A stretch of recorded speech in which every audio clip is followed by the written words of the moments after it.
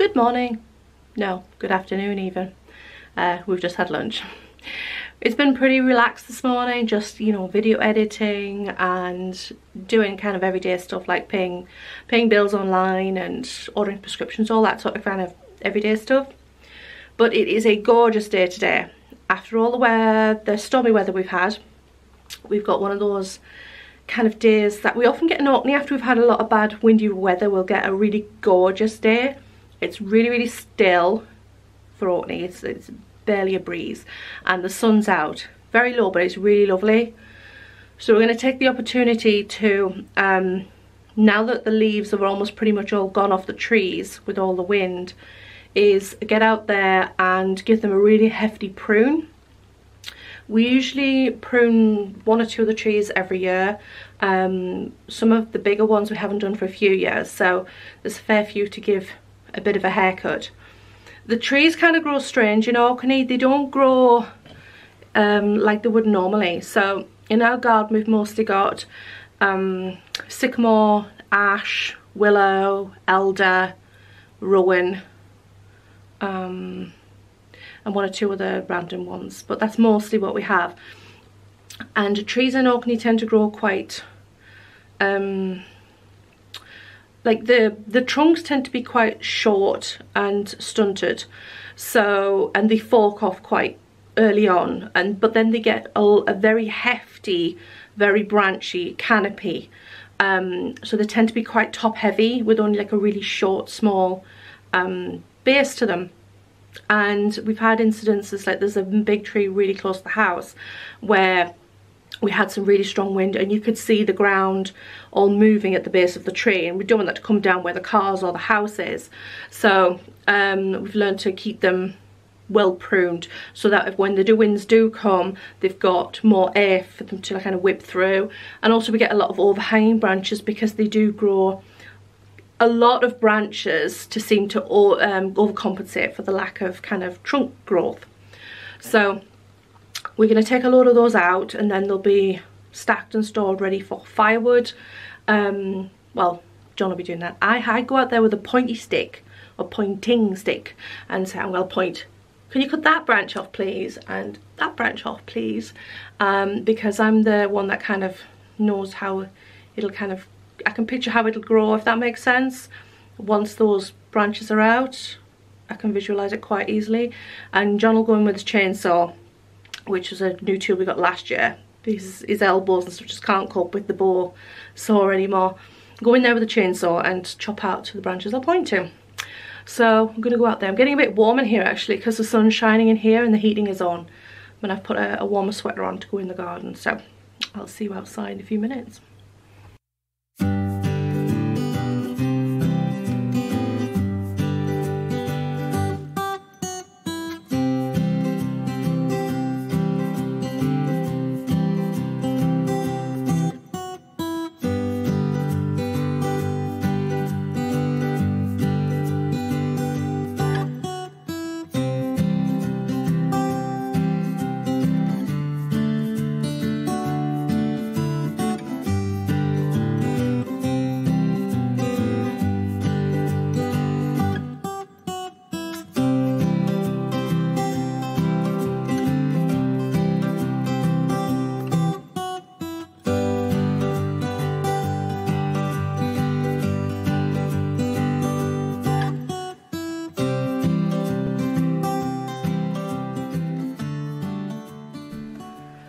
Two and a half hours later and we've got 2.5 trees done, but we'll get them done. It's just going to take a few sessions I think until we can get through them all, but we're both pretty much in need of a good cup of tea now.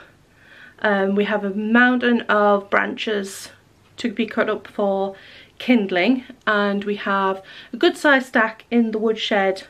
We actually have the woodshed is what used to be our old greenhouse. So there's a lot of staging in there for putting trays and stuff on. So we've stacked all underneath the bottom of there, and John's going to go in another day and take down all the old staging because it's all pretty rickety and rotten now, and that'll give us much more space to be able to stack up on top of what we've already got.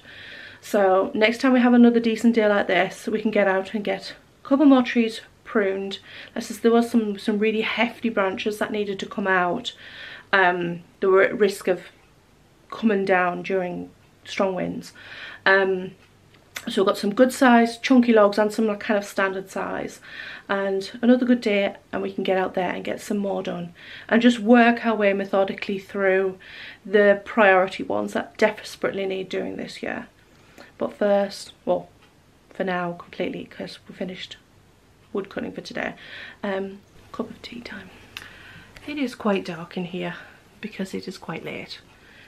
Well, it's not super late, it's 10:15.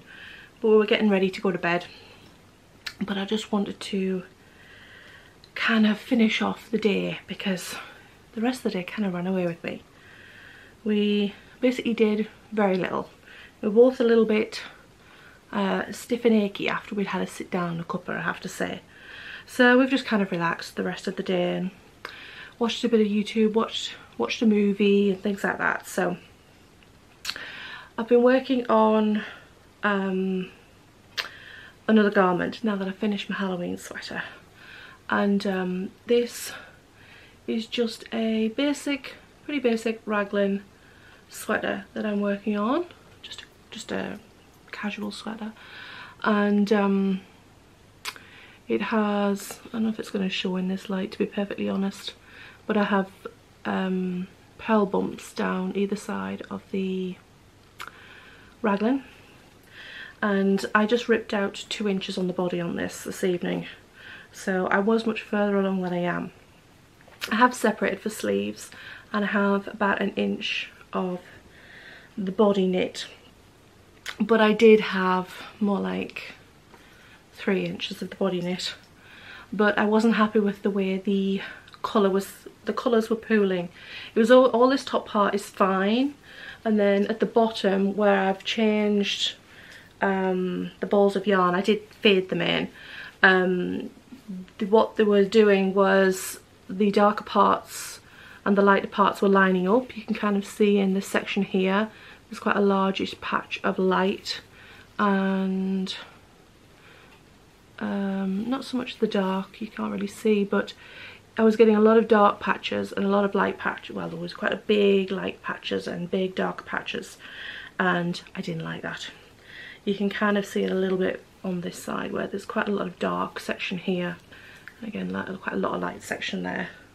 So I pulled back 2 inches, and I'd already started to do waist decreasing, but never mind.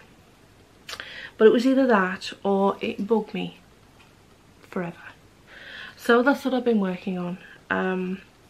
I'm calling this my Mad King, this is going to make no sense, but my Mad King's Raceway sweater, because on my game that I play during the Halloween event there's something called the Mad King's Raceway, which is when you're doing races basically, and the scene is all set in, it's in like a harvested cornfield.